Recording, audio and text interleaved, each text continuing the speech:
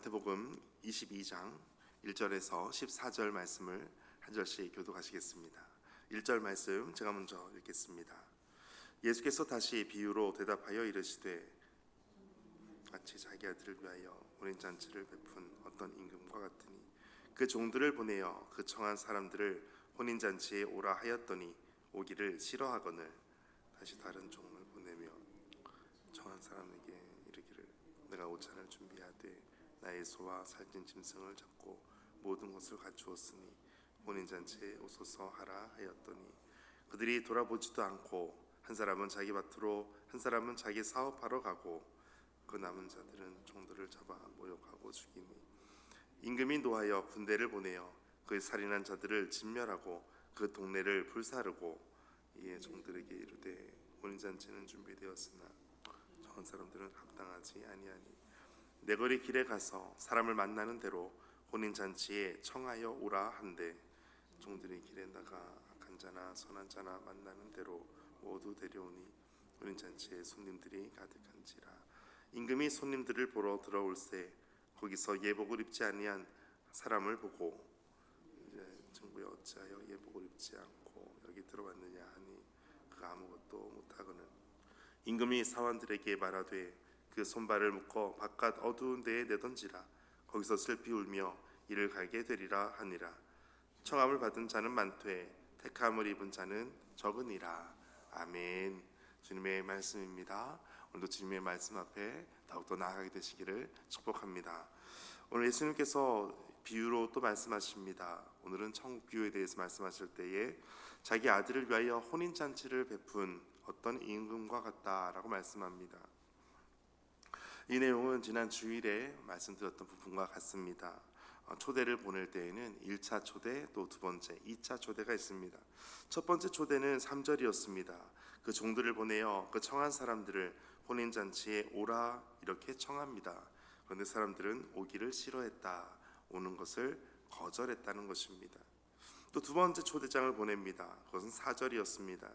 다른 종들을 보냅니다. 청한 사람들에게 이르기를 내가 오찬을 준비하되 나의 소와 살찐 짐승을 잡고 모든 것을 갖추었으니 혼인잔치에 오소서 하라. 2차 초대를 보냅니다. 이제는 다 준비가 되었으니 이제는 잔치에 오라는 것입니다. 그런데 사람들의 반응은 이제 5절이었습니다. 5절, 6절 함께 읽겠습니다. 시작.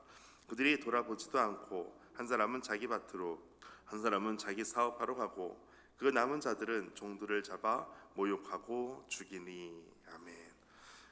그들은 돌아보지도 않고 잔치에 초대장을 보냈음에도 불구하고 왕이 초대장을 보냈음에도 불구하고 돌아보지도 않습니다.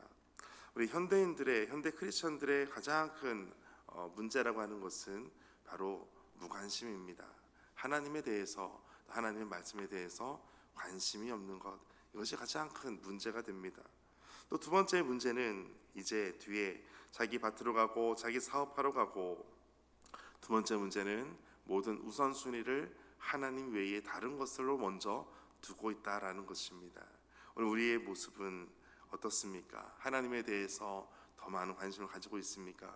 또 하나님에 대해서 모든 우선순위를 하나님 중심으로 가지고 가고 있습니까? 오늘 말씀은 사람들은 돌아보지도 않고 있다라는 것으로 한마디로 정의하고 있습니다. 복음이 우리에게 다가왔을 때 이 복음을 우리는 받아들이면 그것을 우리는 칭의와 또 변화된 모습으로 우리에게 다가오게 됩니다. 특별히 요한복음 12장 24절 말씀을 보면 한 알의 밀이 땅에 떨어집니다. 그리고 땅에 떨어져서 죽으면 그대로 있고 썩으면 그대로 썩지 않으면 그대로 있고 썩으면 많은 열매를 맺는다라고 말씀합니다. 이 복음이 우리에게 다가왔을 때 복음이 우리 안에 심겨지고 또 자라나고 열매 맺는 것까지 가는 것이 필요합니다. 그러나 무관심과 우선순위를 멀리한다면 하나님의 말씀이 우리 안에서 자라날 수가 없습니다. 예수님께서 씨 뿌리는 비유를 하셨을 때에도 길가에 또 돌밭에 가시덤불에 더 이상 자라날 수가 없습니다. 그러나 좋은 밭에 떨어졌다는 것은 하나님의 말씀을 마음에 받았다는 것입니다. 하나님의 말씀, 이 초대장을 우리가 어떻게 대하고 있습니까? 어떤 것보다도 먼저 우선순위로 또 모든 것에 관심이 하나님께로 더욱더 있게 되시기를 축복합니다. 많은 사람들이 이제 남은 자들은 종들을 잡아서 모욕하고 죽입니다. 임금은 노하여 군대를 보내서 그 모든 살인한 자들을 진멸합니다. 그리고 그 동네를 다 불사릅니다. 그리고 종들에게 말합니다. 혼인잔치를 준비되었으나 청한 사람들은 합당하지 아니하다라는 것입니다. 합당하지 않았다. 그 모든 곳에 합당하지 않았다는 것은 준비가 되지 않았다는 것입니다. 우리가 신랑 되신 예수님을 맞이하기 위해서 신부로서 준비하는 것, 이것이 바로 신부의 영성입니다. 주님을 기다리고 더 주님 앞에 사모하는 마음으로 오늘도 나아가는 하루 되시기를 축복합니다. 이제 임금의 조치는 이제 9절부터 이어집니다. 내거리 길에 가서 사람을 만나는 대로 혼인잔치에 청하여 오라고 합니다. 그 길거리에서 만난 사람들은 그들이 악한 자나 선한 자나 만나는 대로 모두 데려오라고 합니다. 한마디로 그 초대를 받은 사람들의 자격보다 초대를 한 임금의 그 모습이 더 중요함을 말씀하고 있습니다. 그래서 혼인잔치에 사람들이 가득 차게 됩니다. 혼인잔치의 모습이 갖춰졌습니다. 오늘 이 모습을 보며 알 수 있는 것이 있습니다. 왕은 포기하지 않는다는 것입니다. 계속 초대하고 있다는 것입니다. 하나님은 완벽한 사람을 부르는 것이 아니라 응답하는 사람을 부르는 것입니다. 오늘 우리 모든 가족도 마찬가지입니다. 우리 기도하는 대상도 마찬가지입니다. 하나님은 여전히 초대하시고 하나님의 응답을 기다리고 계십니다.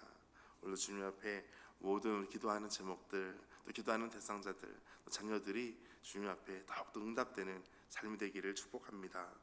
이제 11절, 임금은 손님들을 보러 들어옵니다. 그런데 어떤 한 사람이 예복을 입지 않았습니다. 그리고 어찌하여 예복을 입고 들어오지 않았느냐라고 질문합니다. 그리고 임금은 사환에게 말합니다. 그 손발을 묶고 밖에 어두운 데에 던지라. 거기서 슬피 울며 이를 갈게 될 것이다. 복음은 우리에게 다가왔을 때, 우리는 받아들일 때 칭의와 변화가 일어납니다. 그리고 이제 이 복음은 우리에게 합당한 삶을 요구하고 있습니다. 이것은 바로 성화라는 것입니다. 그리스도로 옷 입는 것이 필요합니다. 이것이 바로 능력이고 이것이 바로 열매 맺는 삶인 것입니다. 오늘도 복음이 합당한 삶을 오늘도 살아가게 되시기를 축복합니다. 이제 마지막 14절 함께 읽겠습니다. 시작. 청함을 받은 자는 많되 택함을 입은 자는 적으니라. 아멘. 택함을 입은 자는 적다. 적다는 표현은 거의 없다, 희박하다라는 것입니다. 오늘 우리의 신앙이, 우리의 신앙생활이 지금 어디까지 와 있으십니까? 청함을 받은 거기에서 멈춰 있는 것이 아니라 택함을 받은 곳까지 나아가게 되시기를 축복합니다. 오늘 주님의 말씀 앞에 순종함으로 이 왕의 초대에 합당한 예복을 입고 그리스도로 옷 입고 더욱더 열매 맺는 삶으로 되시기를 주의 이름으로 축복합니다. 함께 기도하겠습니다. 주님은 목숨을 내어주시면서 우리를 부르셨지만 우리는 이러저러한 핑계를 대며 주님 뜻에 순종하지 못했을 때도 많습니다.